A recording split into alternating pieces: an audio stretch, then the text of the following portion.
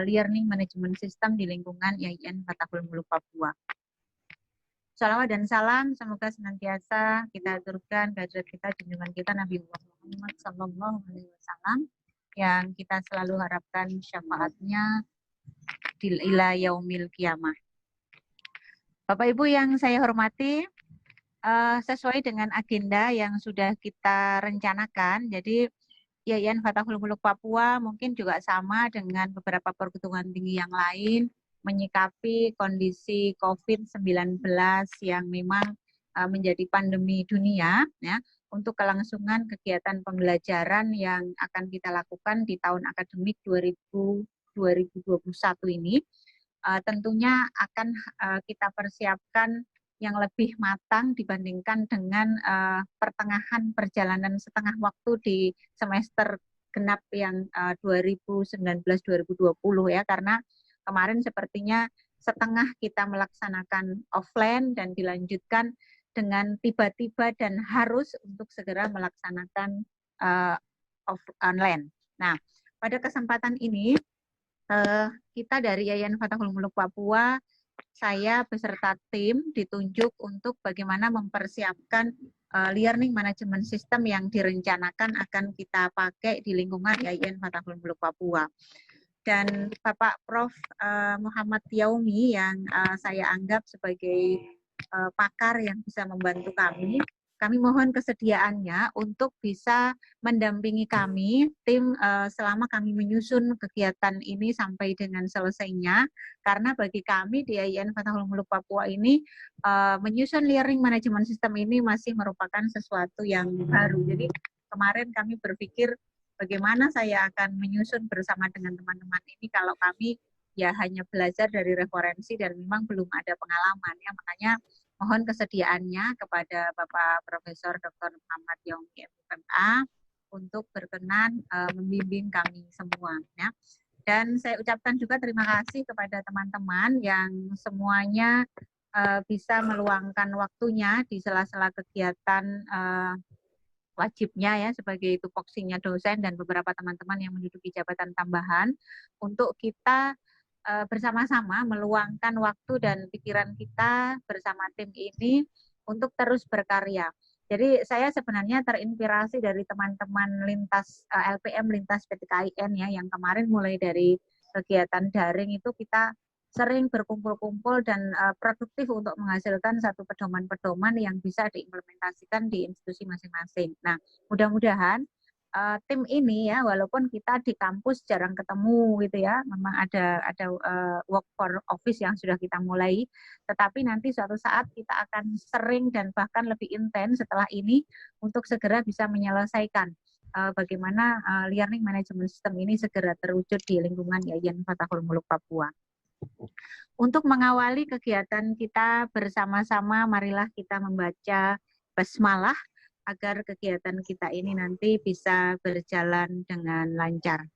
Mari kita sama-sama al-hadiniyah, kita sama-sama membaca basmalah. Bismillahirrahmanirrahim.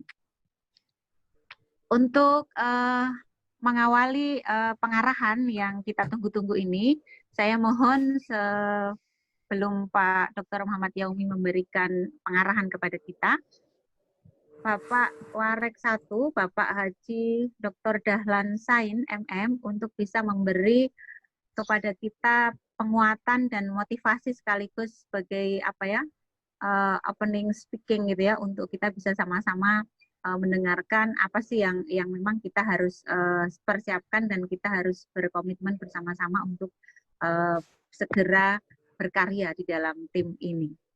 Saya kira langsung saja saya serahkan kepada Bapak Haji Dr. Dahlan Sain. Silahkan Bapak. Baik, Assalamualaikum warahmatullahi wabarakatuh. Alhamdulillah, wasyukurillah, ala ni'matullah, wala hawla wala quwwata illa billahil aliyil. Yang terhormat Bapak Maha Guru dan Maha Besar, Profesor Dr. Muhammad Yaumi MA, luar biasa. Rasanya pada hari ini kami sangat bersyukur Pak Prof karena sempat dihadiri oleh Bapak kegiatan ini. Yang kami hormati ya teman-teman yang tergabung dalam tim penyusun pedoman akademik new normal IAIN Fatahul Muluk. Saya tidak sebutkan satu persatu. Yang jelas ini Pak Prof, tim ini semua dekan masuk, kemudian direktur pasca, ya ditambah dengan beberapa kaprodi yang lain. Ya luar biasa. Saya atau kami tidak perlu memperpanjang karena pengantar tadi sudah banyak disampaikan oleh Ibu Dr. Rahmah, Siti Rahmah. Jadi mungkin saya hanya ucapkan terima kasih banyak saja Pak Prof. Bahwa Pak Prof ini bagi saya tahu persis begitu sibuknya, luar biasa. Ya super sibuk di UIN Alauddin sana. Ya, tapi alhamdulillah masih bisa meluangkan waktu untuk bersama-sama dengan kami gitu ya. Ini memang sudah lama kami tunggu-tunggu kira kapan waktu beliau ini untuk bisa bergabung dengan kami. Nah, kegiatan ini yang kedua kalinya Pak Prof. Yang pertama dulu sekedar kami membahas program yang akan dilaksanakan. Nah, kemudian saat ini ya kami sangat berharap Pak Prof bisa mengarahkan kami. Nah, jadi tadi sudah disampaikan bahwa dari sekian banyak pedoman yang diamanatkan oleh lembaga kepada kami, khususnya kepada penjamin mutu ini, ya mungkin inilah yang paling penting dari segalanya itu. Ya, mengenai pedoman akademik ini, panduan pedoman akademik ini. Karena apa? Ya, kita tahu bahwa untuk semester ganjil yang akan kita hadapi nanti ini, informasi katanya itu tidak bisa dilaksanakan secara offline, tatap muka langsung. Jadi mungkin melalui daring seperti ini. Nah, inilah yang perlu kita siapkan perangkat-perangkatnya, sistemnya. Nah, tadi sudah disampaikan bahwa ini adalah learning management system. Nah ini tentu kita semua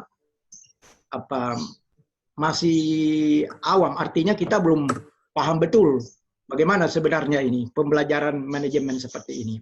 Nah, oleh karena itu harapan kami Pak Prof ini ya tadi sudah dikatakan pakar ya. Ini adalah guru kami ini memang jauh lebih pakar lagi, artinya melebihi daripada pakar pendidikan yang lain. Apalagi di bidang ini saja saya kira beliau sudah bidangnya untuk mengarahkan sesuatu.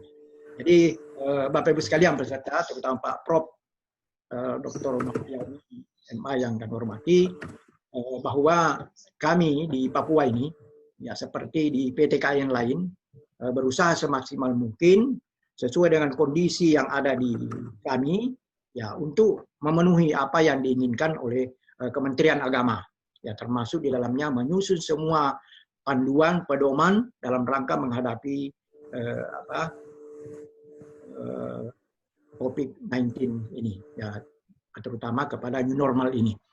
Ya, saya kira itu Pak Prof, bahwa ya, kami dari lembaga menyampaikan sekali lagi terima kasih atas kehadirannya, atas waktunya untuk memberikan arahan kepada kami semua, dan ya ini mudah-mudahan Allah Subhanahu wa taala akan membalas sesuai dengan niat kita masing-masing. Saya kira begitu Pak Prof. Jadi pengantar tadi sudah disampaikan oleh Penjamin Mutu. Nah, saya hanya mengucapkan terima kasih Pak Prof. Saya kira itu. Assalamualaikum warahmatullahi wabarakatuh. Waalaikumsalam. Terima kasih Pak Dr. Haji Dahlan Said.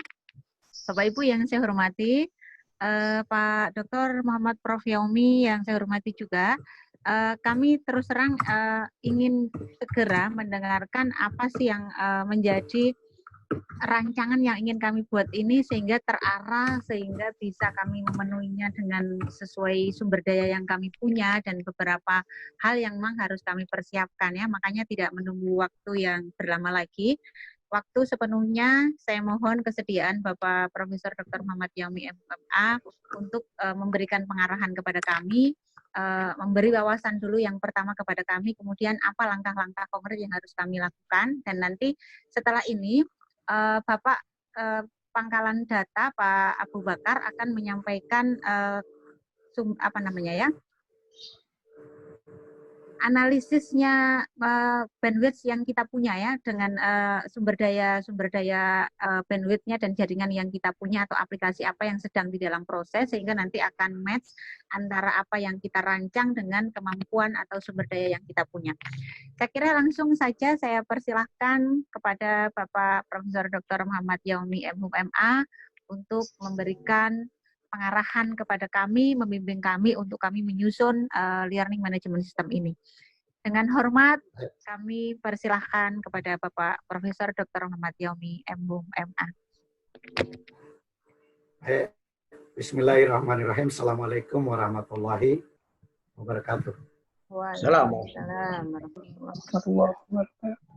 Ini merupakan kebahagiaan bagi saya ini untuk bertemu kembali dengan tadinya dalam suasana antara dosen dengan mahasiswa ya.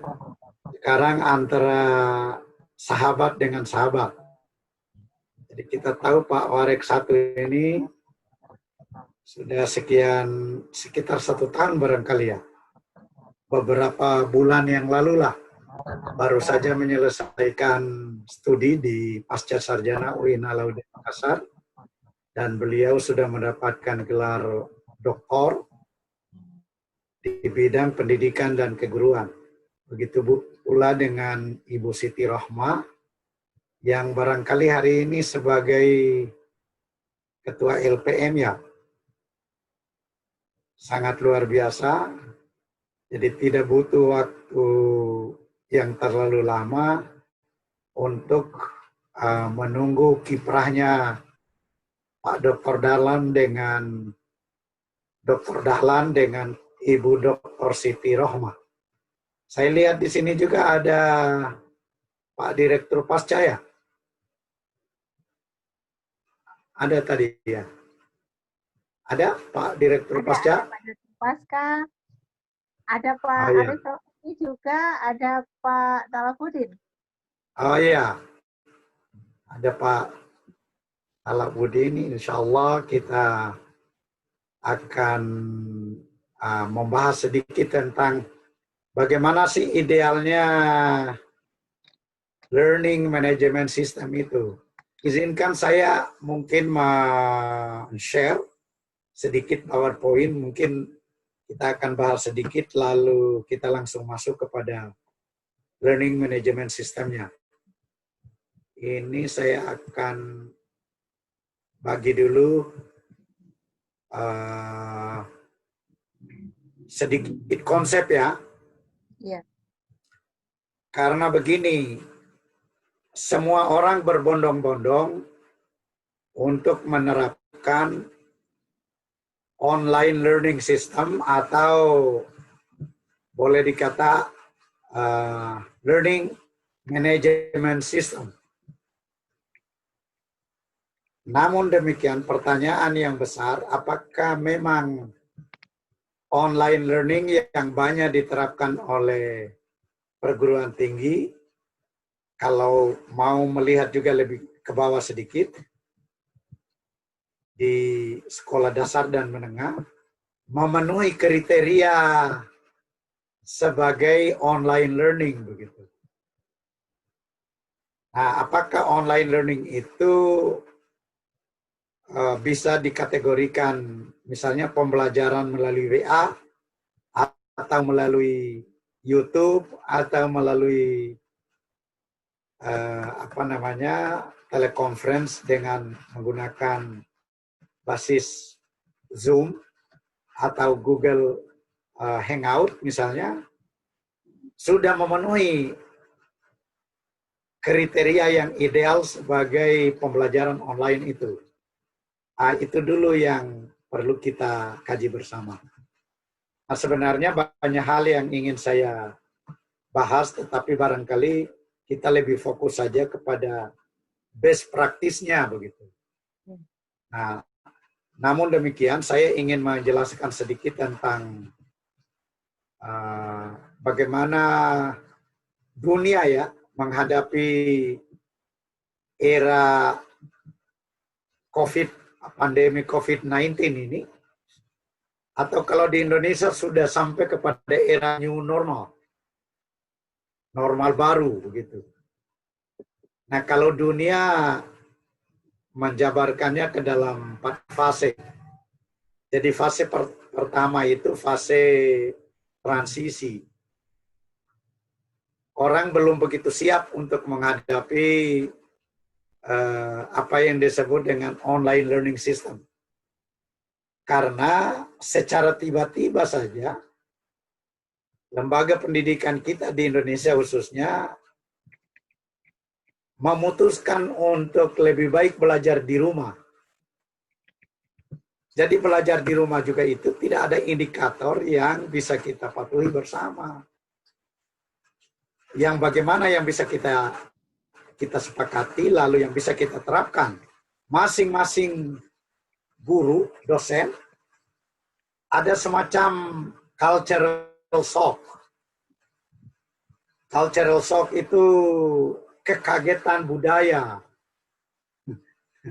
Budaya pendidikan yang tadinya terbiasa dengan face to face, giliran selama COVID-19 ini, tiba-tiba kita harus menggunakan sistem pembelajaran online walaupun ala kadarnya begitu. Yang saya katakan ala kadarnya itu karena kita menggunakan basis WA saja sudah dikatakan itu pembelajaran online. Nah, masa transisi yang pertama. Yang kedua itu masa penyelesaian, masa adaptasi, masa di mana kita mencoba meramu materi atau model yang kira-kira baik untuk kita. Jadi kalau di dunia, katakanlah negara-negara maju khususnya, dia menemukan fase 1 itu pada bulan Februari sampai Maret. Kalau fase kedua itu April sampai Juli. Jadi fase inilah kita sedang berada pada masa adaptasi. Jadi kita mulai mengkaji kira-kira aplikasi apa yang cocok, kemudian materinya itu bagaimana bisa kita rancang bersama. Itu kita baru berada pada fase yang kedua ini. Nah, fase ketiga nanti itu akan dilakukan pengembangan. Jadi dosen barangkali sudah mulai melakukan pengembangan materi, pengembangan bahan ajarnya, pengembangan medianya, lalu sudah menemukan model atau sistem learning management yang sesuai dengan keinginan kita untuk bisa kita integrasikan dalam pelaksanaan pembelajaran. Nah, ini diprediksi akan berjalan pada bulan Agustus sampai Desember. Nah, nanti tahun 2001 baru kita memasuki fase new normal itu. Indonesia lebih awal, tapi kalau menurut saya juga, Indonesia itu sebenarnya belum siap. Tapi masih dikatakan bahwa kita sudah berani mengatakan bahwa kita ini sudah masuk di dalam fase new normal. Nah, jadi seharusnya tahun 2021. Ini apa yang terjadi di dunia saat ini. Saya tadi mengatakan ada kekagetan budaya itu karena 79% dunia itu beralih dari face to face ke online. 79%. Terlepas dari angka 79% ini, ada yang menggunakan peralatan seadanya seperti yang saya katakan tadi. Tapi dunia sudah menghitung 79% itu sudah mengkonversi sistem perkuliahannya itu mulai dari tatap muka, akhirnya dia menggunakan virtual platform. Lalu hanya 20% yang mengkonversi seluruh kelasnya itu, sistemnya dia menggunakan online courses begitu. Jadi kalau tadi itu online kelas, ini online course. Maksudnya seluruh materialnya itu secara totalitas dia gunakan itu. Jadi hanya sekitar 21%. Yang lainnya itu baru dalam bentuk kelas. Pertemuannya yang beralih. Jadi bukan kelasnya atau ruangannya atau mata kuliahnya yang beralih secara keseluruhan. Jadi bukan mata kuliahnya yang ditawarkan secara online, melainkan kelasnya yang beralih ke online. Begitu. Nah, bagaimana di Indonesia saat ini? Di Indonesia itu yang beralih itu ada sekitar 95%.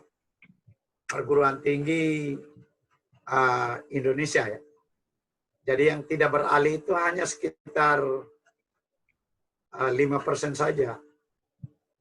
Tapi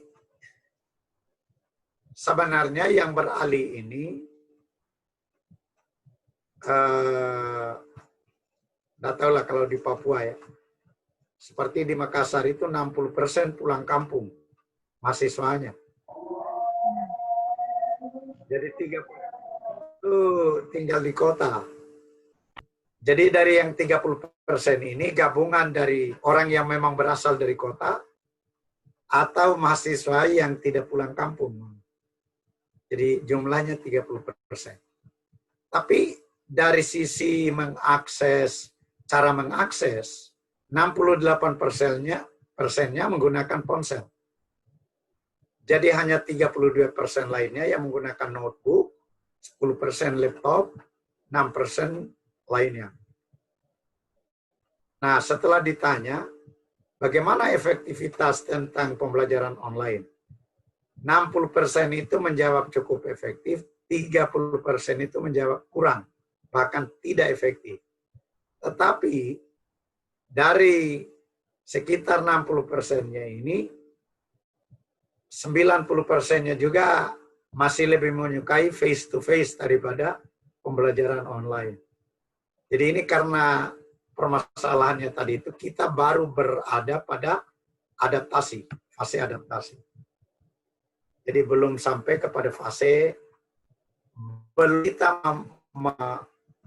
memahami betul itu bagaimana pentingnya online learning system atau manajemen sistem itu sendiri. Saya akan sedikit menyinggung ini undang-undang ya. Sebenarnya Indonesia itu sudah melahirkan sekian banyak aturan. Bahkan pada ini poin 15 ini, panduan pelaksanaan PJJ tahun 2016 itu sudah ada begitu. Jadi cuma memang belum ada universitas atau perguruan tinggi yang mendesain prodinya 100% PJJ. Nah, dengan adanya COVID-19 ini memberi peluang yang besar bagi beberapa prodi untuk merancang pembelajarannya itu 100% menawarkan dengan model PJJ itu atau pendidikan jarak jauh. Nah, selanjutnya ini sedikit saja konsepnya, tapi mungkin bagus kalau kita langsung. Ini model pembelajaran online-nya, tapi menurut saya tidak terlalu penting.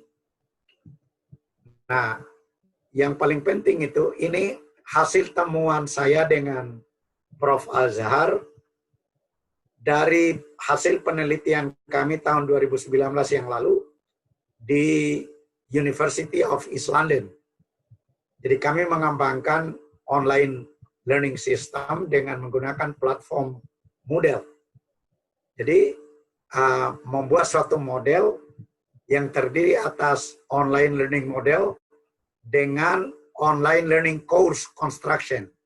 Jadi ini modelnya ada yang synchronous, asynchronous, dan blended. Synchronous itu langsung teleconference.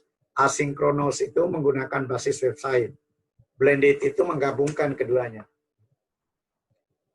Nah, ini model kursusnya, nanti kita akan lihat dalam saya akan memberikan best practice-nya bagaimana pelaksanaannya di UIN Alauddin Makassar. Yang paling penting dipahami adalah kalau kita mau mengembangkan online learning atau learning management system itu, ada 3 poin penting yang tidak boleh ditinggalkan. Pertama itu model online learning itu sendiri harus berbentuk, harus bermodel. Apa sih yang kita kembangkan sebagai ciri khas kita di lingkungan perguruan tinggi? Yang kedua itu ada strategi. Strategi penerapannya, strategi pelaksanaannya. Dan yang ketiga itu adalah teknologi yang digunakan.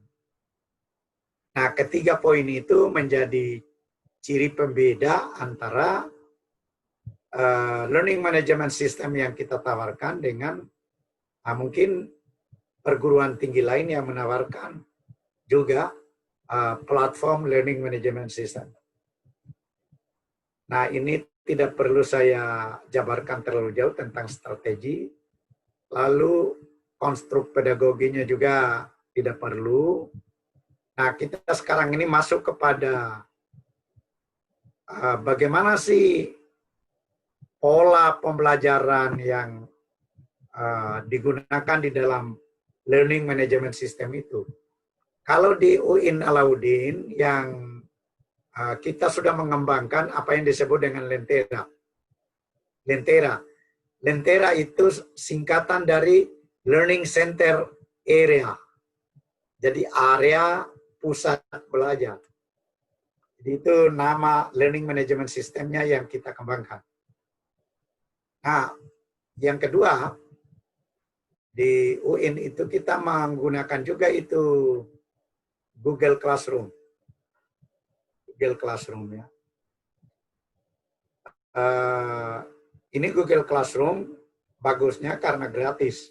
Sedangkan Lentera ini kita pada dasarnya gratis, tapi platformnya kita integrasikan ke dalam websitenya UIN Alauddin. Tapi kita minta satu space untuk mengelola learning center area itu yang diberi nama Lentera.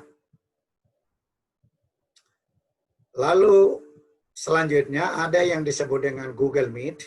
Ini juga menyatu dengan Google Classroom ini. Dan versinya sangat bagus juga, gratis. Tapi tidak sebagus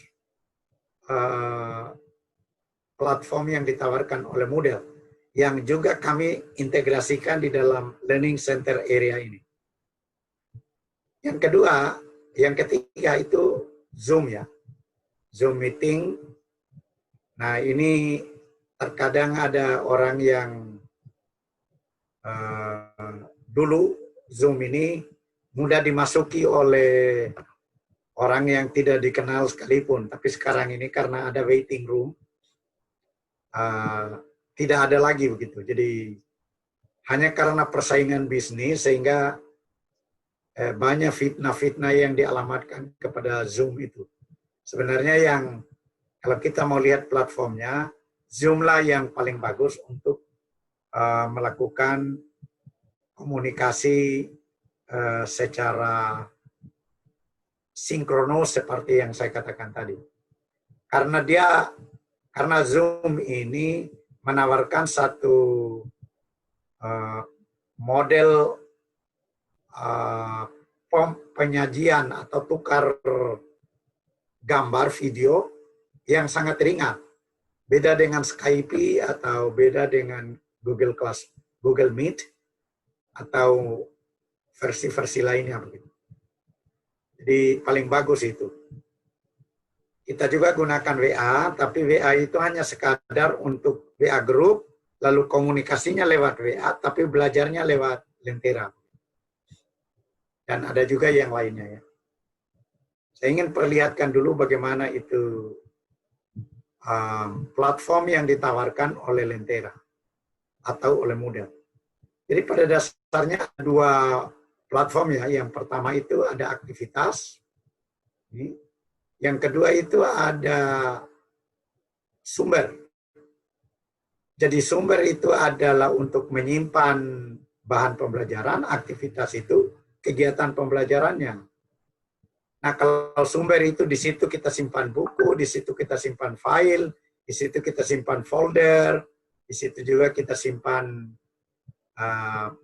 video, kemudian bisa kita linkkan dengan yang lainnya. Nah, sedangkan aktivitas itu mulai dari latihan, bahan bacaan, kemudian ada juga ditawarkan Big Blue Button ini. Big Blue Button ini adalah untuk media teleconference juga sebenarnya, tapi agak berat. Ada juga itu alat eksternalnya, ada juga forum diskusinya, ada glosarinya, ada kuis, ada obrolan, ada survei, bahkan ada workshopnya. Jadi kita bisa mengembangkan workshop juga secara online. Di samping ada pelajaran itu sendiri yang ditawarkan. Nah, inilah beberapa poin penting sebagai bentuk platform dari Moodle yang kita integrasikan dalam Lentera itu, sehingga tercover itu seluruh materi dan juga aktivitas pembelajarannya. Nah, ada pertanyaan kepada saya, apakah WA itu bisa dikategorikan learning management system? Belum, karena WA itu hanya sarana komunikasi saja. Paling baru satu bagian dari obrolan ini begitu. Sedangkan yang lainnya itu kan dia belum terpenuhi begitu. Nah, bagaimana dengan Zoom ataukah ini kayaknya yang kita pakai ini apa tadi ya namanya ya? Ini yang kita pakai. Ya? Cloud Aid ya? Ya. Nah, Cloud ini ada yang bertanya apakah itu sudah memenuhi kriteria pembelajaran online? Tidak, karena alat ukurnya apa? Untuk mengukur efektivitas, untuk mengukur perkembangan peserta didik, untuk mengukur hasil belajar peserta didik, belum terintegrasi. Jadi, apa yang kita lakukan selama ini baru mengambil satu bagian atau dua bagian dari apa yang disebut dengan learning management system itu.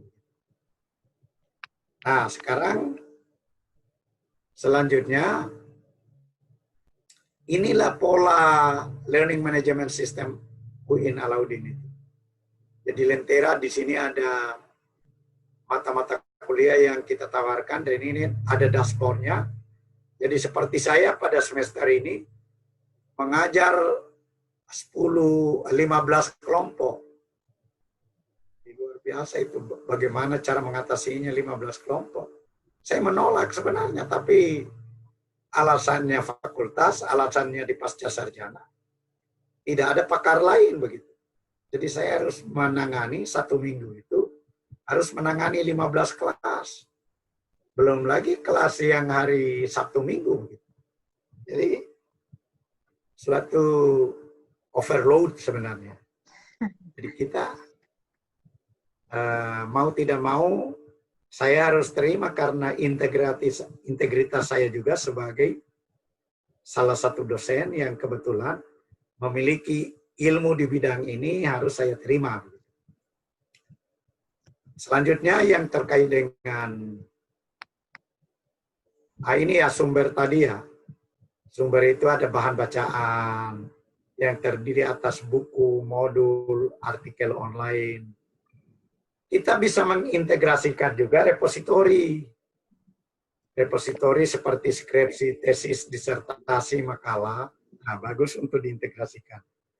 Kita bisa integrasikan juga video, audio, atau digital lainnya. Dan sumber online yang valid. Karena ada sumber online yang tidak valid. Kayak blog itu kan tidak valid karena paling mahasiswa S1 yang membahas. Jadi kalau mahasiswa S3 atau doktor yang mengutip, nah itu juga tidak terlalu baik lah.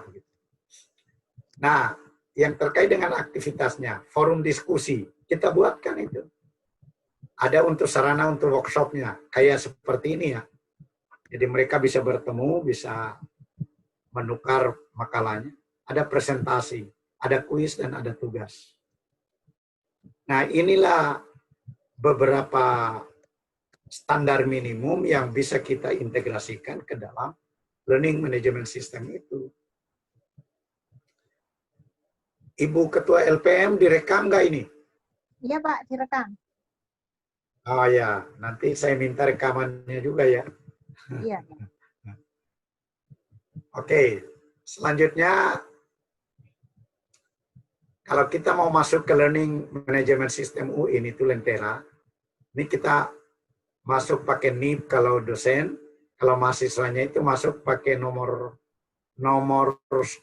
induk mahasiswa, nomor stambuk atau nomor registrasinya itu. Jadi dosen bisa masuk, mahasiswa bisa masuk. Baru klik masuk.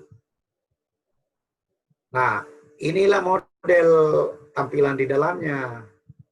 Jadi nanti ada misalnya model pembelajaran kelas PBI 1. Nah, ini materinya. Mulai dari deskripsi mata kuliah, komunikasi, dan ada komunikasi, ada sumber belajar, ada jurnal, ada buku, ada, ini hanya itu yang saya paparkan. Sebentar kita akan lihat pada best practice-nya. Nah, ini terkait dengan komunikasinya, itu ada pengumuman, ada chat room-nya, ada daftar hadirnya, kita buatkan. Jadi daftar hadir, mahasiswa akan langsung mengklik itu lalu absen secara online begitu. Setelah itu mereka bebas mendownload buku-buku yang ada. Kita sediakan buku online, kita sediakan juga jurnal yang digunakan di situ, dan kita sediakan juga sumber lain begitu. Nah, semuanya ini untuk digunakan di dalam pelaksanaan pembelajaran. Nah, ini saya mau langkahi dulu sebelum nanti kita kembali untuk melihat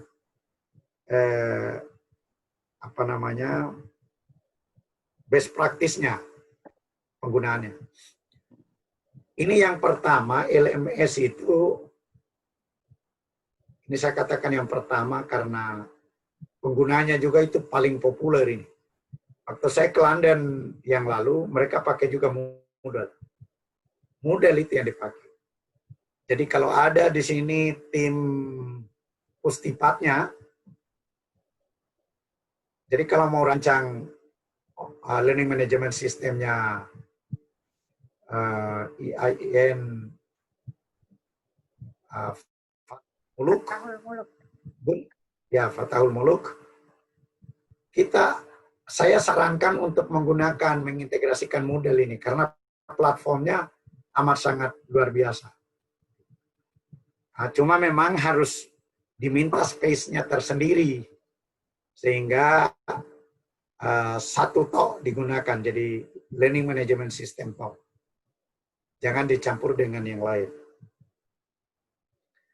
Nah, yang kedua itu, selain dari model, ada juga yang disebut dengan Blackboard Course Sites.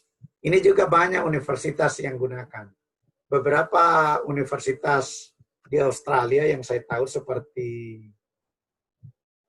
Monash University, tadinya dia menggunakan Blackboard dan sampai hari ini masih berlanjut juga. Walaupun sudah banyak yang beralih ke Moodle. Tapi mereka menggunakan Blackboard itu ya mirip-mirip lah begitu. Hanya memang yang platformnya yang saya senang sekali itu Moodle memang. Ini punya platform juga tapi mirip-mirip Google Classroom ini. Google Classroom. Nah, ini Schoology juga, ini alamatnya. Lalu ada Latitude Learning, nah ini alamatnya. Ada Academy of Mind. Ada juga .lrn. Ini situsnya. Nah, ke-6 ini jadi boleh ditambah satu lagi Google Classroom. Bisa 7 ya. Jadi bisa ditambah 7. Kita bisa gunakan itu Google Classroom. Nah, ini kalau kita mau gunakan itu memang guru atau dosen akan merancang pembelajarannya ke sini. Dia rancanglah ke dalam Moodle, rancanglah ke dalam Blackboard, rancanglah ke dalam Schoology, rancanglah ke dalam aplikasi-aplikasi. Nah, sebentar saya akan menampilkan contoh dari model itu yang sudah diintegrasikan. Mungkin juga saya akan berikan Google Classroom sebentar. Nah, selanjutnya ini video conference yang lagi ngetren ini dipakai. Jadi video conference terbaik juga ya. Zoom meeting, Skype, ada Cisco, ada GoToMeeting, ada Google Hangout, ada Jitsi, ada FaceTime. Jadi pada prinsipnya hampir sama semua. Tapi memang yang paling bagus itu, yang orang banyak gunakan itu yang Zoom meeting itu. Nah, ini nanti saya akan coba juga ini sampai berapa user yang Anda gunakan ini? Ini kita di CloudX itu kapasitasnya bisa banyak, tapi hari ini kita hanya berapa ya? 16 orang, 16 pengguna. Kalau Zoom meeting itu bisa sampai 1.000, bisa sampai 2.000 juga, tidak berbatas. Tapi semakin tinggi usernya, semakin mahal langganannya.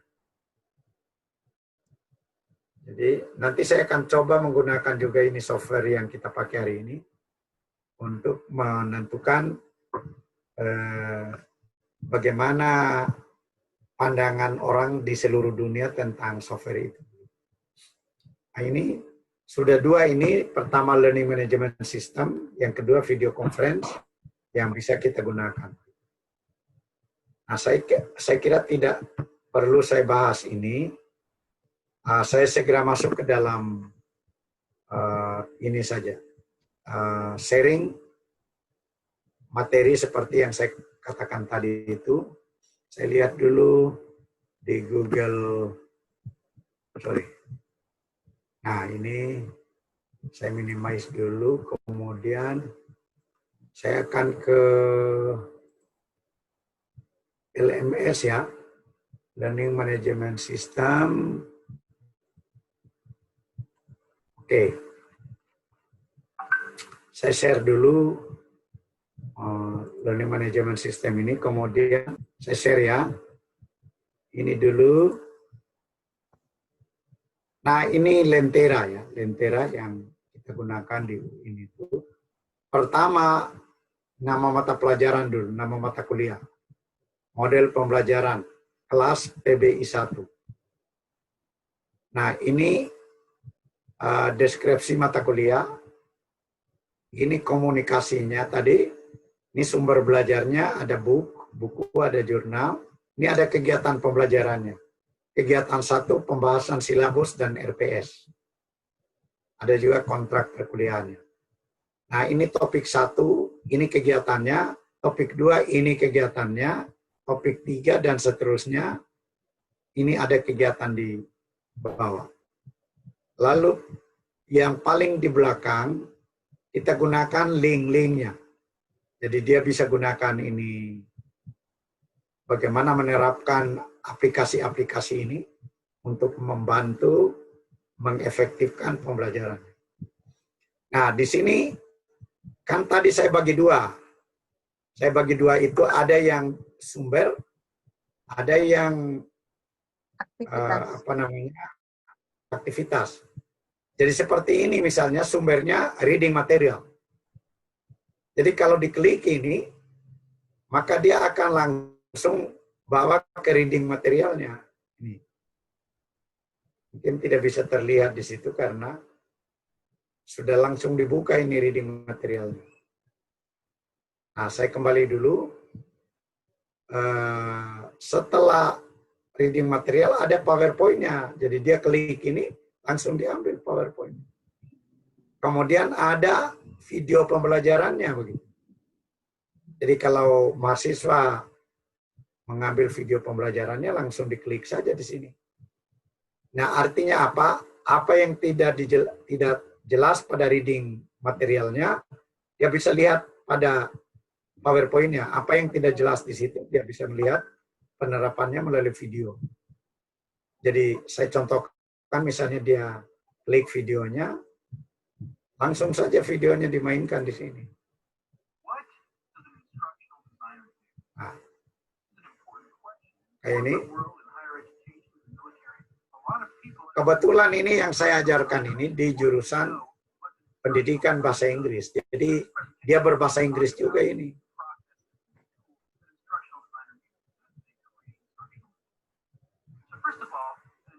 Nah, kemudian pada awal-awal ini kita belum menganalisis ini video. Belum. Tapi semakin ke atas, semakin kita berikan tugas yang menantang nanti. Diawali dulu dengan diskusi secara online-nya misalnya. Nah, misalnya ini ada 26 orang yang masuk. Ini diskusinya, jadi pertanyaan yang saya ajukan ini dijawab oleh peserta didik lain. Nah, ini belum mereka membantah jawaban dari kelompok lainnya ini. Ke depan, ini pada pertemuan berikutnya baru mereka berhak untuk membantah misalnya 3 orang kawannya. Jadi diskusinya lebih ramai daripada diskusi secara face to face ini. Jauh lebih ramai. Ini. Oke. Setelah itu kita akan misalnya ke kuis. Nah, ini kuisnya. Mereka tinggal mengisi ini kuis. Jadi ada 36 orang yang mengisi kuis ini. Jadi kalau saya klik di sini, akan keluarlah 36 orang ini dengan nama-namanya. Jadi begitu dia kerjakan kuis, sudah keluar itu nilainya ini. Ini grade-nya. Jadi tidak butuh waktu lama. Sehingga kalau kita mau mengumpulkan berapa sih nilai yang mereka harus kumpulkan dalam 1 semester, tinggal klik saja ini, nilai di sebelah. Tinggal diklik ini, kemudian kita tarik ke belakang, kita bisa melihat itu mahasiswa, nilai totalnya mahasiswa misalnya. Nah, ini, sorry saya geser dulu yang di bawah ini. Nah, supaya tidak terpilih. Ini ada nilai mahasiswa untuk pertemuan itu 120 maksimumnya ya. 120 maksimum. Jadi ada yang mencapai 120 ini untuk pertemuan ketiga. Karena 100-nya ini ada absennya. Jadi kalau dia hadir akan jadi, tapi 100 itu untuk 16 kali pertemuan. Kalau misalnya dia tidak hadir 2-3 kali, langsung turun dari 100% itu menjadi 80% atau 85%. Jadi tidak perlu lagi repot mengabsen satu persatu karena mereka bisa secara online. Ya. Nah, jadi semakin ke atas semakin padat itu. Jadi misalnya ini sudah mulai transkrip video. Jadi tugasnya disuruh nonton video baru disuruh transkrip. Tapi video yang berkaitan dengan ini, yang berkaitan dengan konsep model pemerolehan konsep begitu. Nah, sampai di atas saya akan, nah ini UTS-nya, sampai ke atas itu dia akan, saya akan sediakan video terkait konsep integratif model dengan video penerapannya. Nah, nanti mahasiswa disuruh apakah yang ada di dalam konsep ini ada di dalam penerapannya. Nah, mulai berpikir kritis yang kita umpan itu peserta didik. Jadi dia bisa mengkritisi. Oh, dari model ini konsepnya begini, penerapannya tidak begini. Jadi dia bisa lakukan itu. Nah, jadi mereka akan mengirim hasil kajiannya itu di sini juga misalnya. Nah, ini ada 23 orang yang mengirim. Jadi bagi dosen tinggal direview. Ini. Jadi itu ada kiriman dari mahasiswa itu, tinggal saya misalnya ke kanan dulu supaya, ini yang dikirim dia. Ini yang dikirim. Komentar-komentarnya, bahkan ada yang dilampirkan itu. Sebagai jawaban dari pertanyaan tadi begitu. Nah, videonya itu saya kembali ke video misalnya. Saya berikan misalnya konsep ini. Konsep videonya. Nah,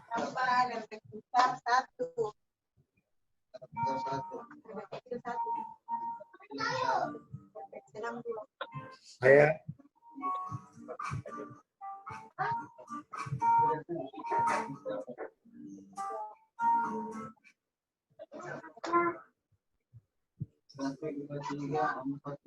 mereka nonton ini sekaligus juga dia akan melihat penerapannya. Nah, kalau dia nonton video penerapannya, jadi dia bandingkan itu yang apakah diterapkan di sini konsep tadi begitu. Jadi mereka harus menyediakan waktu untuk menonton ini. Karena kalau tidak, mahasiswa nanti itu lebih banyak yang nonton film Korea daripada video pembelajarannya. Jadi itu antara lainnya. Nah, sama semakin ke atas semakin tinggi tugasnya sampai ke final project. Nah, final project ini nanti ini sudah mulai dipersiapkan sejak awal ini proyeknya. Mungkin dari pertemuan ke-9 sudah dia siapkan tahapan final projectnya. Jadi setelah itu dia akan kumpulkan project akhirnya. Nah, jadi pada pertemuan ke-16 itu dia akan menyajikan proyeknya mereka masing-masing. Antara lainnya. Nah, ini yang bisa saya sajikan dengan yang berkaitan dengan pada saat turun dari ekspedisi. Kalau sudah cocok mikolnya dari ekspedisi baru dihitung. Terus nanti catatanmu itu begini, bikin Excel begini, lebar kecil berapa yang kau pesan dari sana. Cara lain rasanya. Bikin yang kayak tadi yang saya ini kau pesan berapa, terus tahapannya itu sudah sampai di Astri berapa, habis itu dalam perjalanan gelombang 1 berapa, tiba berapa, jadi itu urut semua itu sampai di sini berapa, sampai ke nanti masuk di sampai di itu berapa, jadi ada tahapan kira-kira. Tolong dimut dulu ya. Tahapannya. Jadi tolong dimut dulu supaya keluar suara.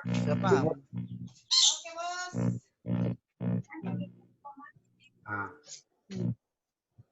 Jadi tadi ya, saya ingin memberitahukan juga bagaimana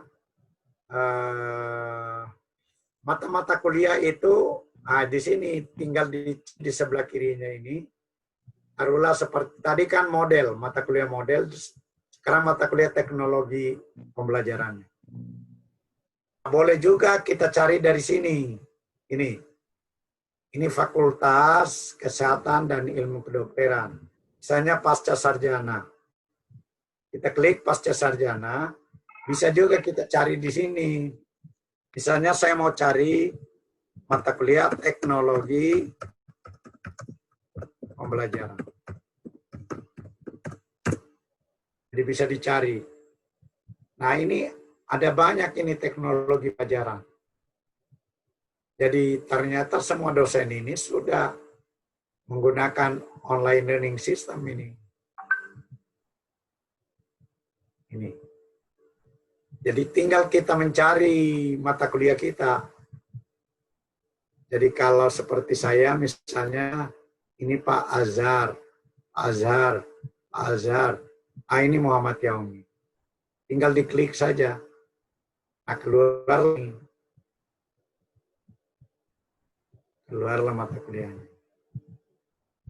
Jadi lengkap pertemuan dengan mahasiswa pun tidak repot lagi, sudah tersedia kegiatannya, jalan diskusinya secara langsung.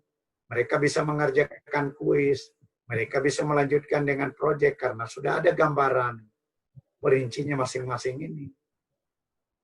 Nah, sekarang apa tugas lembaga? Bagaimana pimpinan tahu kalau terjadi proses pembelajaran ini? Nah, tugasnya pimpinan itu melakukan monitoring dan evaluasi perkuliahan. Jadi biar di rumah, jadi dibuatkan monefnya ini. Seperti ini ya, saya akan share dulu. Saya akan share monefnya kayak ini. Jadi monefnya ini ya. Jadi seperti mata kuliah saya, tinggal dia cek ini, pimpinan bisa masuk di sini. Misalnya cek bagaimana kuliahnya di model pembelajaran. Dia cek ini. Oh, yang terisi baru pertemuan ke-11. Jadi, dia bisa lihat ini secara online. Ini model pembelajaran, model tadi itu. Nah, kita lihat juga di bagaimana di S3 misalnya. Nah, ini berjalan. Rata-rata itu ya. Ya sebenarnya pertemuan saya itu sudah sampai pertemuan ke-14. Tapi belum sempat diisi ini. Jadi, beginilah cara pimpinan, karena begini.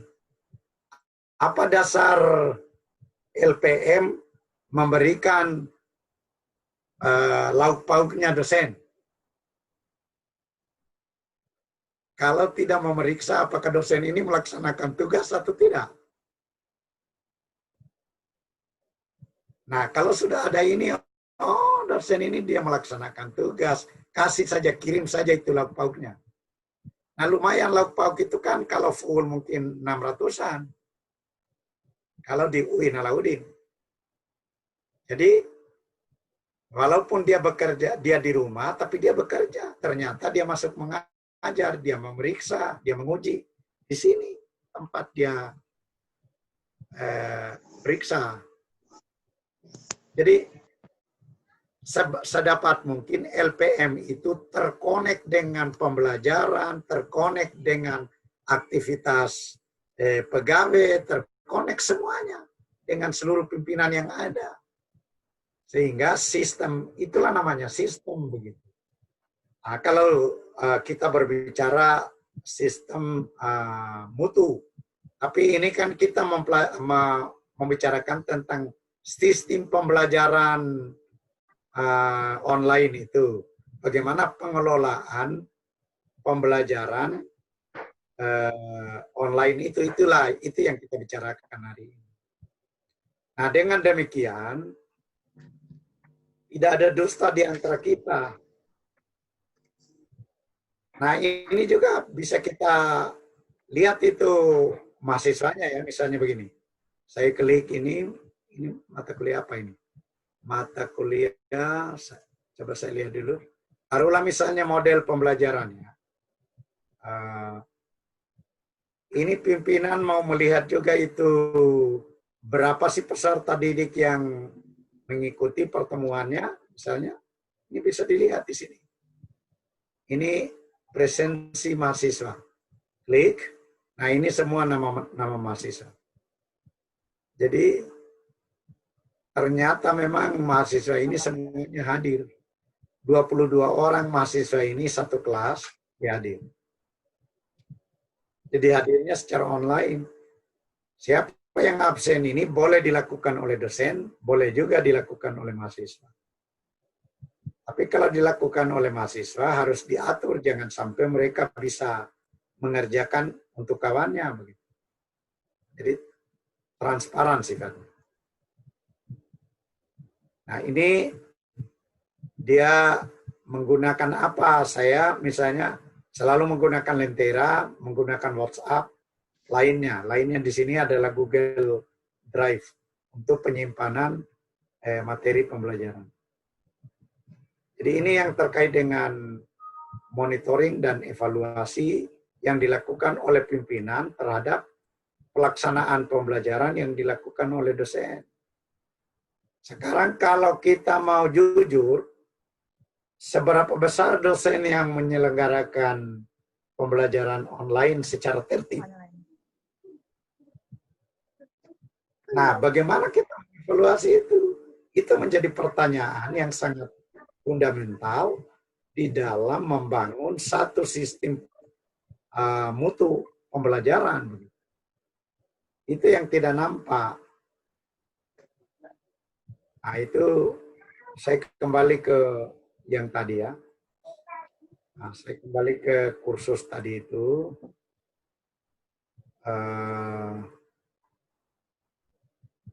Saya share kembali. Oke. Nah, ini. Nah, yang susah itu bagi dosen adalah merancang pertemuan pertama sampai pertemuan terakhir ini. Dari mana, bagaimana materinya. Nah, materinya kan sebetulnya bisa diambil dari internet, bisa dilingkan dengan buku-buku. Nah, misalnya kalau buku yang dia baca, sekarang saya mau ke teknologi pendidikan misalnya materinya. Ya, ini seperti materinya. Ini boleh dilingkan dengan jurnal, boleh dilingkan dengan buku, tapi kalau buku itu tidak tidak boleh di-copy, tidak boleh dimuat di sini, muat saja itu bahan bacaannya lalu diberikan petunjuk, diberikan link bacaannya begitu. Supaya mereka bisa membaca itu ya. Oh, tadi sudah lari keluar saya. Sudah keluar tadi itu. Ambil teknologi pembelajaran. Ya, saya ulang dulu. Ya. Nah, ini ada pesertanya, jadi mahasiswanya maksudnya di sini. Jadi ada nilainya, ada topik-topik yang dibahas, ini ada muncul sendirinya di sini. Nah, masalahnya sebenarnya kalau mau mengembangkan ini materinya, boleh juga nanti yang penting sudah tersedia model di dalam learning management system menyatu dengan menyatu dengan situs IAIN, mungkin kalau mau bisa juga dalam bentuk workshop untuk khusus melatih para dosen itu mengisi komponen-komponen ini. Nah, agak rumit juga sebenarnya bagaimana membuat video, bagaimana membuat bahan ajar, bagaimana membuat kuis, bagaimana membuat latihan, assignment, begitu. Nah, itu semua harus menjadi bagian yang harus dipelajari. Nah,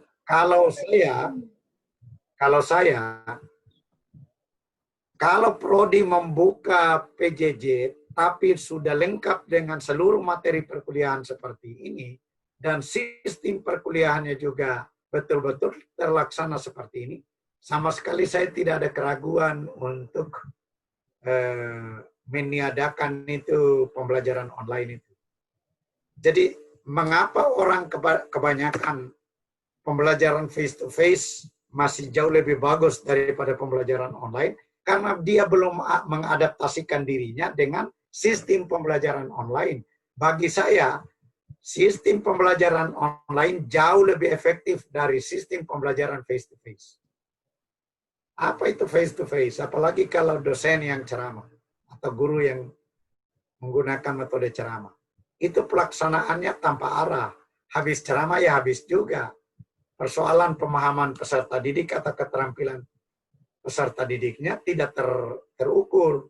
Tapi kalau pembelajaran online ini terukur setiap kali pertemuan.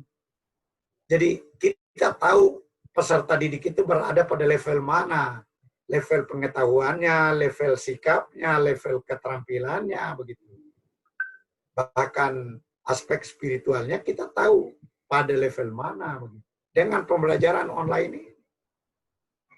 Jadi pembelajaran online itu menurut saya jauh lebih efektif daripada pembelajaran face to face. Selama ini saya mau kembali ke PowerPoint. Selama ditunjang oleh beberapa poin penting ini. Saya mau sharing lagi PowerPoint-nya sebelum kita masuk kepada tanya jawab. Yang ini ya. Nah, selama ini bisa teratasi, pembelajaran online itu jauh lebih efektif daripada pembelajaran face to face. Disparitas guru dan dosen itu perbedaan yang menganga antara dosen itu sendiri. Ada